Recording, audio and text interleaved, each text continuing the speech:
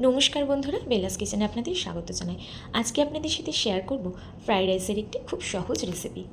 থাকা উপকরণ দিয়ে বানিয়ে ফেলুন এই রেসিপিটি। তো বন্ধুরা, ভিডিওটি ভালো লাগলে একটি লাইক করে দেবেন ও চ্যানেলটি সাবস্ক্রাইব করে পাশে থাকবেন।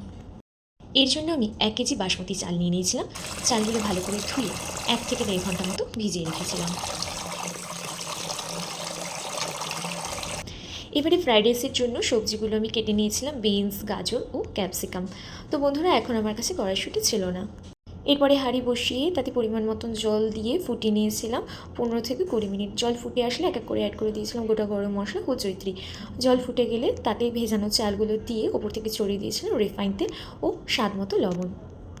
বন্ধুরা, একটা জিনিস অবশ্যই মাথায় রাখতে হবে, ফ্রাইড রাইসের জন্য চাল কখনোই 100% কুক করবেন না। 70% কুক হয়ে গেলে ভাতটা নামিয়ে নেবেন। এবারে আমি একটি হাঁড়ি নিয়ে তাতে সামান্য পরিমাণ ঘি মাখিয়ে দিয়ে ওপর থেকে এক এক করে অ্যাড করে দিয়েছিলাম উপকরণগুলি। ছড়িয়ে দিয়েছিলাম প্রথমে ভাত, ওপর থেকে অ্যাড করে দিয়েছিলাম ভেজে রাখা সবজিগুলি, তারপর স্বাদ মতো লবণ, চিনি ও সামান্য পরিমাণ কেওড়া জল, গোলাপ জল। এটা অপশনাল, আপনাদের স্বাদ মতন ব্যবহার করবেন। ওপর থেকে গ্রেট করে দিয়েছিলাম 1 টুকরো জায়ফল, আর স্বাদের জন্য দিয়ে দিয়েছিলাম পরিমাণ মতো ঘি। তারপর বন্ধুরা, মুখটা ভালো করে ঢেকে দিয়ে 10 থেকে 15 মিনিট দমে রেখে দিতে হবে। তাহলেই তৈরি হয়ে যাবে একদম ঝরঝরে ফ্রাইড রাইস। তো বন্ধুরা, আজকে শেয়ার করলাম একদম ঘরোয়া পদ্ধতিতে রেসিপিটি। ভালো লাগলে চ্যানেলটি একটু লাইক করে দেবেন।